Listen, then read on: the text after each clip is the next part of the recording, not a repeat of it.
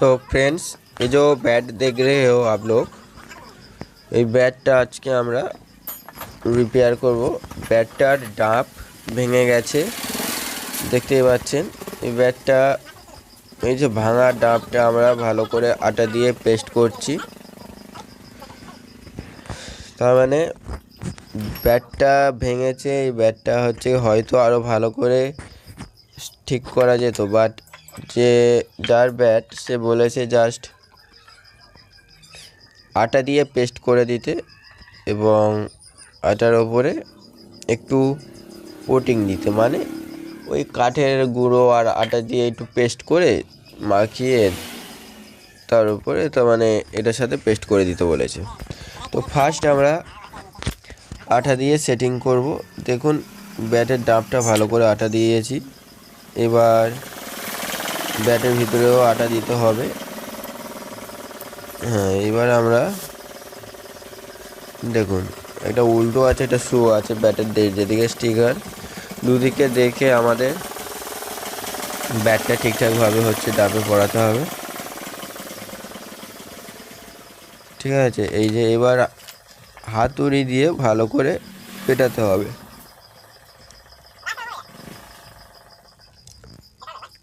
দেখুন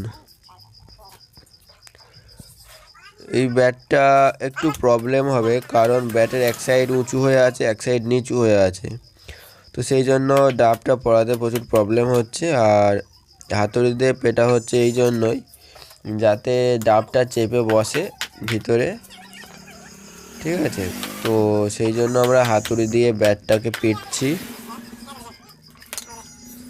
এর আগেও আমি অনেক ব্যাট রিপেয়ার করেছি, বাট প্রত্যেকবারে ব্যাট রিপেয়ারিংগুলো হচ্ছে আলাদা আলাদা হচ্ছে।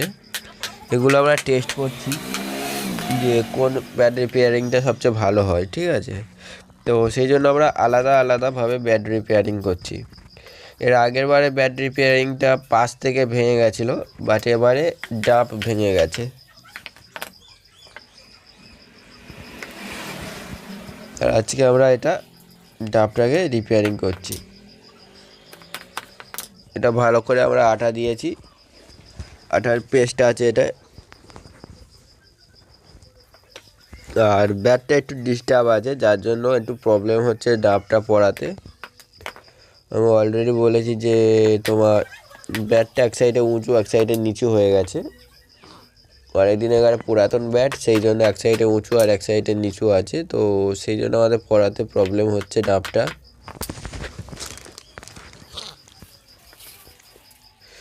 আমরা এই ডাবটা পড়ানো হয়ে গেলে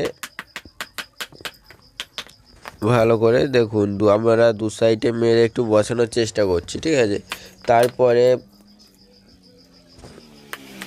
তার মানে এতটাই প্রবলেম হচ্ছে যে এক সাইডে যখন বসাচ্ছি ডাবটা এক সাইডে কাঠ উঁচু হচ্ছে এক সাইডে নিচু হচ্ছে, আবার সেটা ব্যাটটার গায়ে পিঠে ঠুকে ঠিক করতে গেলে তখন আবার উঁচু নিচু হয়ে যাচ্ছে। তো সেই জন্য প্রবলেম হচ্ছে আমাদের। এটা যেহেতু প্রচুর পুরাতন ব্যাট, তো এই ব্যাটটা ওইরকম ওই জন্য ড্যামেজ হয়ে গেছে, তো সেই জন্য আমাদের ব্যাটটা ফিটিং করতে এতটাই প্রবলেম হচ্ছে। তো আমরা এবার এটাকে ক্লাম্প পিস দিয়ে সোজা করে রাখবো, কারণ আমরা পেস্ট দিয়েছি বা আটা দিয়েছি দিয়ে আর ব্যাটটাকে পিঠে সোজা করেছি। এখন কাঁচা আটা আছে, তো সেই জন্য ধরে রাখতে পারবে না, যার জন্য আমরা এই ক্লাম্প পিসটা দিয়ে ভালো করে টাইট দেব, দিয়ে রোদে টেনে শুকুর দেবো। তো শুকানো হয়ে গেলে আমরা লাস্টে একটু আর কাঠের গুঁড়োর পেস্ট করে কাঠের ওপর দিয়ে দেবো, যাতে ওই ফাটা অংশগুলো আর না থাকে। আর এই যে ডাবটা ব্যাটে টেনে সেটিং করেছি, পাশে পাশে গালাগুলো যদি একটু গ্যাপ থাকে গ্যাপগুলো ঠিক হয়ে যাবে, তো সেই জন্য আমাদের এইরকম করা।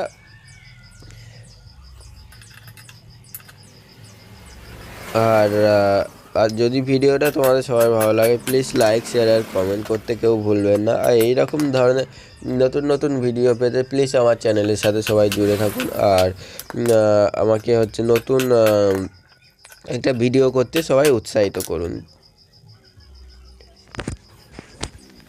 তো ফ্রেন্ডস, আজকের ভিডিও এই পর্যন্ত। নেক্সট ভিডিও সবাই দেখা হবে। টাটা।